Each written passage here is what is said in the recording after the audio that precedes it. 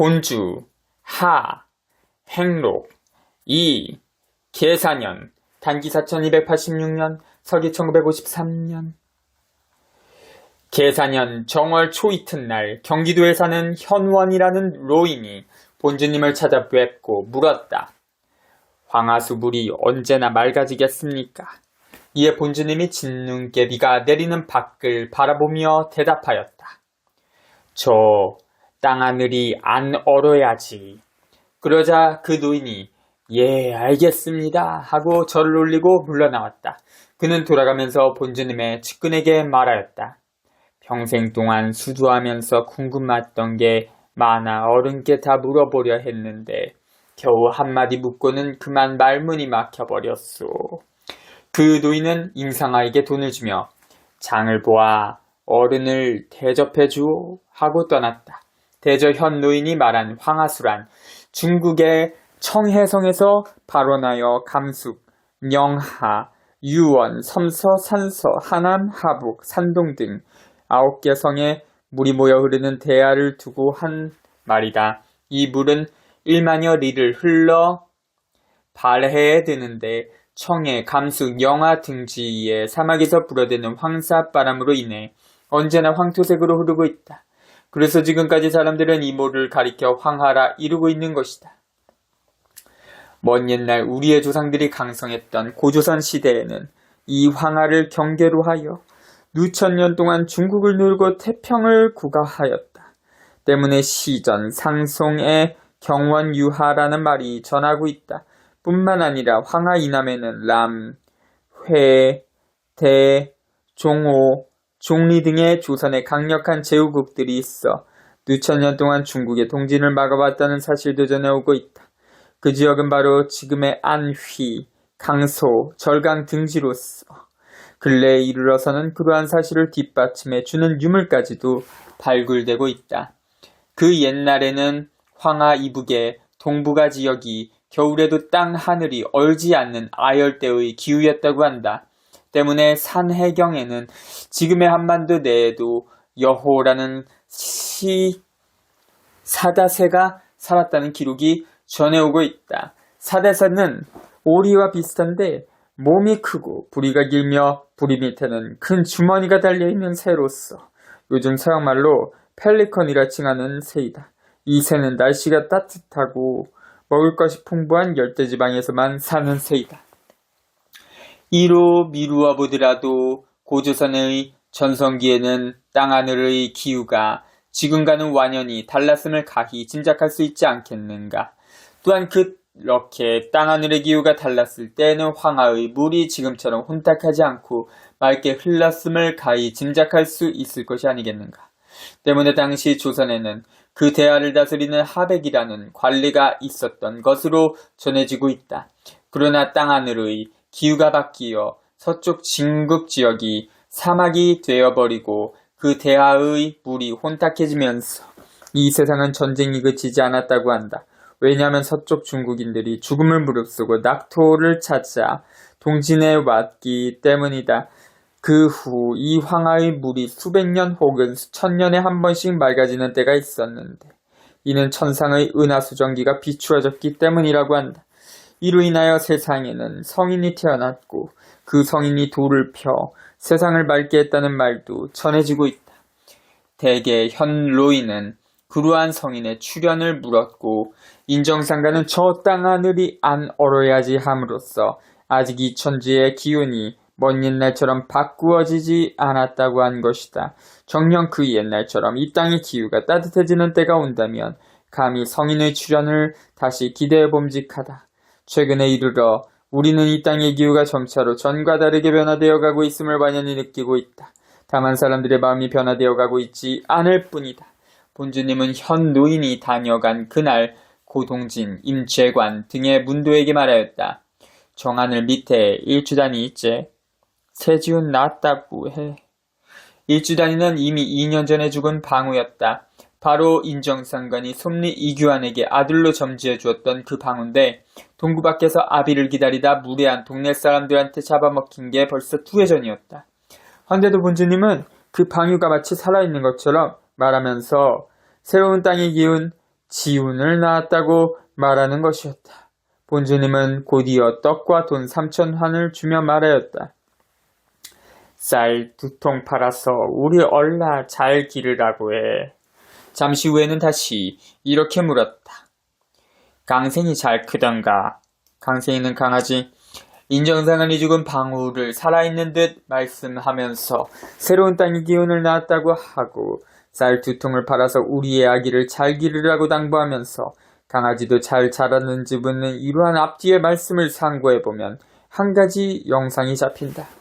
전장이 끝나서 남과 북이 새로운 시대를 열어가게 되고 이 땅에 와서 싸우다 죽기도 한 방우들이 이번에는 종교를 앞세우고 들어와서 오히려 우리의 전쟁 고아를 거두어 기르게 된다. 굶주린 우리의 아이들이 먹을 것을 얻기 위해 그 방우들을 강아지처럼 졸졸 따라다니는 정황이 눈에 선하지 않는가. 정월 초 사흘에 등잔 조명덕이 들으니 본주님이 혼자 말씀을 하고 있었다. 내응 왜 못살구로 하노? 내응 집을 왜 뺏으려고 하노? 왜 내응을 업신 여기나? 집이 10채, 20채라도 남줄 것 없어. 왜 그런 여자한테 장가를 가나?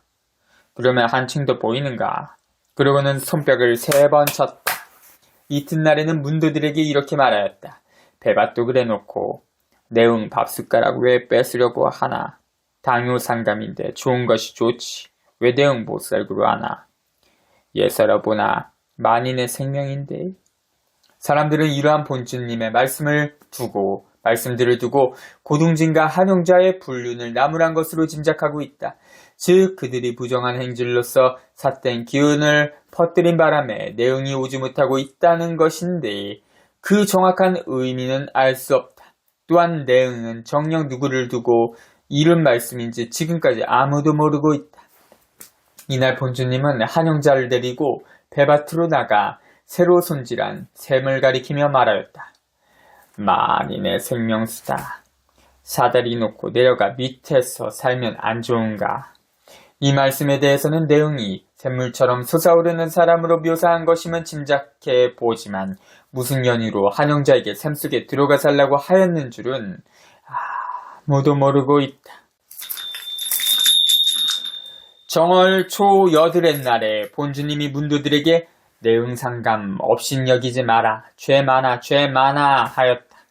이날 점심때 본주님이 부엌에 들어가 밥을 해서 그릇에 담으며 문득 큰 소리로 아프다 하였다. 그리고 임재관에게 7월 8월에 등잔불 들어라 하며 밥을 퍼내던 노주걱으로 솥전을 3번 때려 종치는 소리를 내었다. 이에 문도들은 7, 8월간에 반드시 무슨 일이 마무리될 것으로 짐작하였대. 한데 과연 그해 7월 27일에 휴전이 조인되었다고 한다. 정월 초 아흐렛 날에 본주님이 문도들에게 말하였다. 또 눈이 오제 태를 안 해야지. 글도 읽지 말고 부지런히 일해야 돼. 또 이날 본주님은 문도들에게 새 지은 대업접해야 한다 하고 팥죽을 끓여 제를 지냈다. 정월 25일 저녁에 본주님이 등잔에게 돈 3,000환과 글 쓴 것을 주며 말하였다. 내응 신발 신게 갖다 주어야 그 사람 아들이 살아.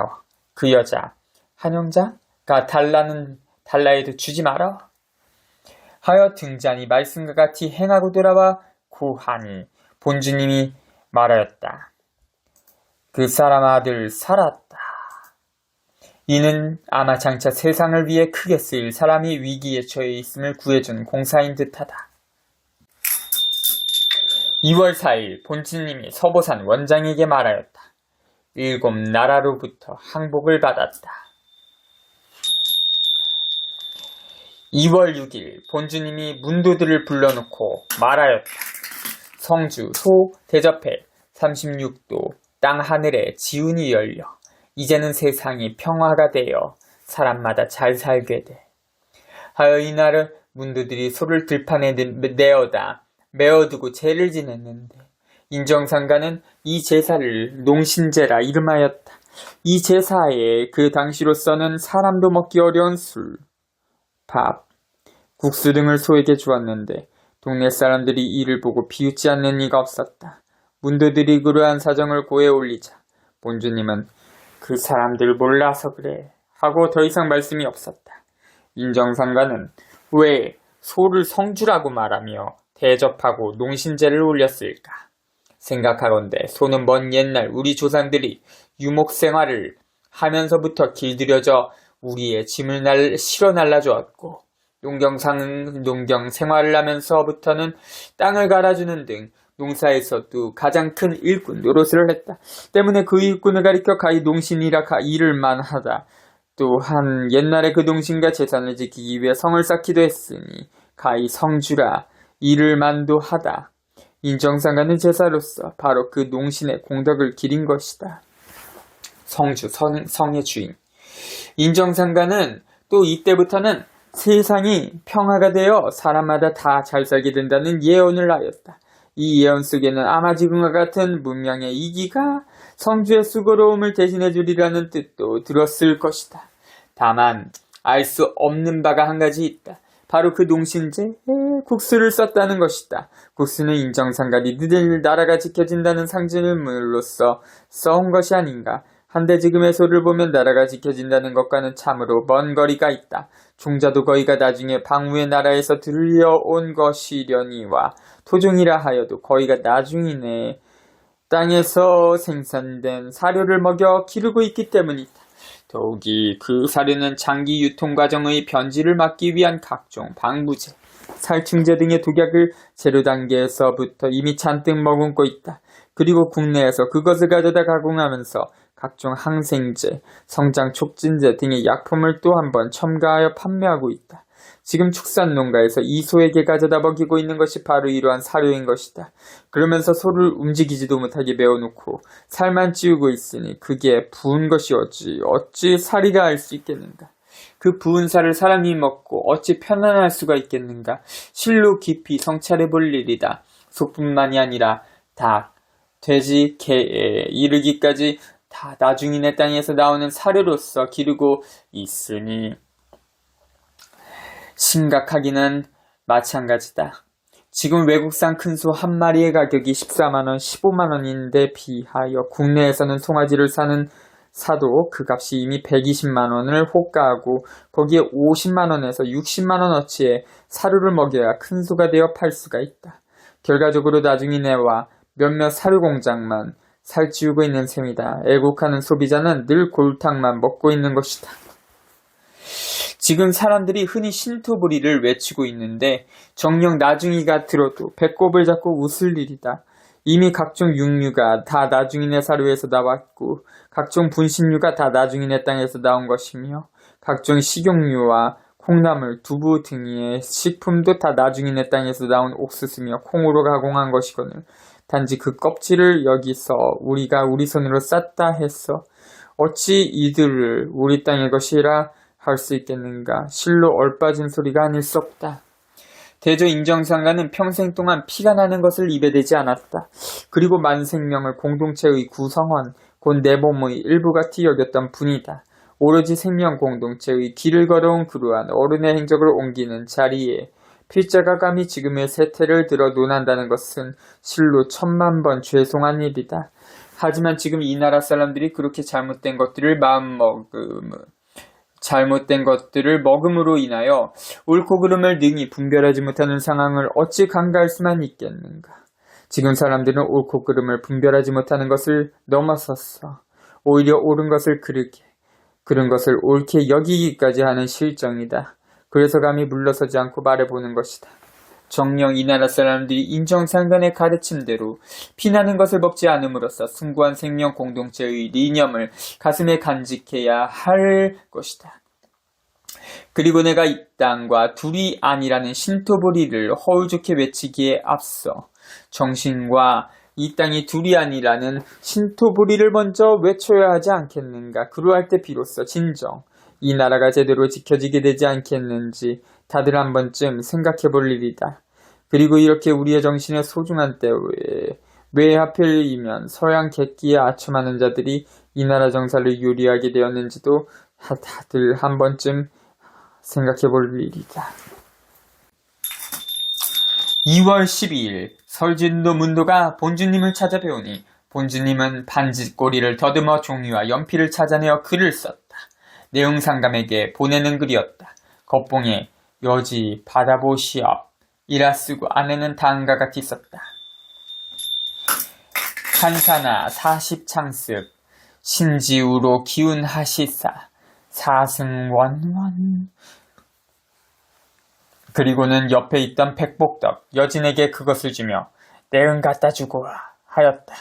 하여 백복덕이 그 편지를 내응 집에 갖다 주고 돌아왔는데 본주님이 고개를 끄덕거리더니 설진도를 향하여 말하였다. 진가다 진가다. 그 편지의 의미는 대략 아래와 같은 것으로 짐작되고 있다. 여지 받아보시옵 나의 뜻을 받아보시오. 한사나 40창습 한사나 40창습 한국의 주권이 나약하여 창궐한 사서가 수비하는데 사서란 종묘 안에 있는 쥐를 가리키는 말로서 어쩔 수 없이 두고 봐야 하는 것을 말합니다. 즉 선대 임금의 신주에 붙어있는 쥐는 감히 잡아낼 수가 없는 것이다. 때물이 아무리 사악해도 감히 제거할 수 없는 군주나 그 측근자들을 비유하여 사서라 이르고 있는 것이다. 신지 우로기운 하시사 신 내응께서는 뜻을 그러한 운세에 근심하시고 노심하시사 사승원원 주권을 계승하거든 원만히 하여 주시기 바랍니다. 본주님이 설진도에게 진가다 하였음은 그 글의 내용이 참으로 값어치 있다는 뜻으로 거듭 말씀한 것으로 풀이되고 있다. 2월 16일 본주님은 문도들에게 말하기를 야 구르기 바쁘다 하고 곧이어 쌀을 위해할고 하며 근심하였다. 이는 아마도 그가 40여 년 후에 일어날 지금의 세태를 미리 보고 이른 말씀인 듯하다. 과연 지금의 우리로서는 이 땅에 가공할 만큼 뿌려진 농약을 바삐 씻어내고 정결한 곡식을 생산해내야 가히 안심하고 살아갈 형편이다. 또한 그래야만이 가히 두려운 외국의 농산물을 막아낼 수 있는 형편이다. 대저 우리는 예로부터 쌀뿐만이 아니라 어떠한 곡식이든 정곡을 해놓으면 다 쌀이라고 일컬었다. 즉 보리나 수수, 조, 서속, 기장 등을 보리쌀, 수수쌀, 서속쌀 등으로 일컬어봤다. 메밀도 그 껍질을 벗겨내면 녹쌀이라 일컬었다. 사람이란 이러한 쌀을 먹음으로 인하여 능히 힘을 쓸 수가 있고 능히 생각할 수가 있는 것이다. 그래서 옛 도가의 양생서에 이르기를 기운과 정신이 기와 정이 다 쌀에 따라 변화하여 나온다. 그러므로 그 글자에 다 쌀미자가 들어있다. 에너지 기할 때 그 기자에 쌀자가 들어있습니다. 쌀미자.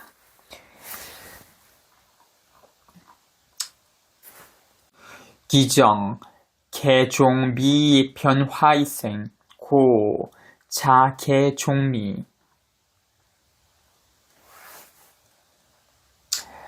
우리가 쌀을 어떻게 생산하여 먹느냐에 따라서 우리의 기운과 정신이 달라진다는 것은 너무도 당연한 이치이다. 하여 기운 기자와 우리 정신 정자에 다 쌀 미자가 들어있는 것도 결코 우연은 아닌 것이다. 이로써 미루어 보면 지금 사람들이 체구만 크지 옛날 사람만큼 힘을 쓰지 못하고 얼굴은 멀쓱해도 그 정신이 옛날 사람만큼 바르지 못한 이유도 알게 된다. 지금 사람들이 옛날 사람들보다 결코 덜 먹지 아니하는데도 옛날 사람보다 기와정이 쇠퇴한 것은 다 아무렇게나 지은 쌀을 먹고 있기 때문이다. 지금의 쌀이란 다 아무렇게나 화학 비료를 뿌리고 농약을 써서 함부로 지은 것이다. 쌀이란 기운과 정신이 다 그 속에서 변화하여 나오는 것이거늘 어찌 그러한 쌀을 편함만을 취하여 아무렇게나 지어 먹을 수 있단 말인가. 한데 지금 이보다도 더 통탄스러운 일이 벌어지고 있다. 우리보다도 더 아무렇게나 짓고 더구나 거기에 각종 맹독성 약물과 방부제 등까지 살포하여 포장한 나중인의 쌀이 지금 마구 들어오고 있는 것이다. 이러한 상황을 40년 전에 미리 훤히 내다본 인정상간의 예지에 어찌 감탄을 금할 수가 있겠는가. 이에 비하여 지금 아무런 대책도 세우지 못한 채 국제화, 세계화를 부르짖는 한심한 위정자들을 보라. 실로 가증스럽고 가소롭게 이룰 데 없는 일이다. 2월 17일 본주님이 문도들에게 말하였다. 끈앞을 공부 안해야 태평이와. 이는 당시 문화인수 중에 수완이 좋은 고등진 등이 고위 관리들과 어울려 상종하는 것을 나무란 말씀인 듯하다. 이후의 언사에서 그러한 사실들이 대략 드러나고 있다. 2월 20일에 본주님이 문도들에게 말하였다. 내 응집에 오늘 신관 손님 왔지. 2월 25일에는 이렇게 말하였다. 내 응집에 총독부가 왔으니 돈 갖다 주어. 또 2월 29일에는 이렇게 말하였다. 육축을 무단 살생치 말고 잘 길러라. 당시엔 관리가 집에 찾아오면 을에 닭을 잡고 고기를 삶아 대접해야 하였다. 관리들이 하도 드나들어서 육축이 씨가 마를 정도로 귀했다는 말도 전해지고 있다. 3월 5일 방우가 한 마리 죽어 김연중이 내다묻고 돌아왔다. 이에 본주님은 북쪽을 바라보며 한참 동안 신호를 하였다.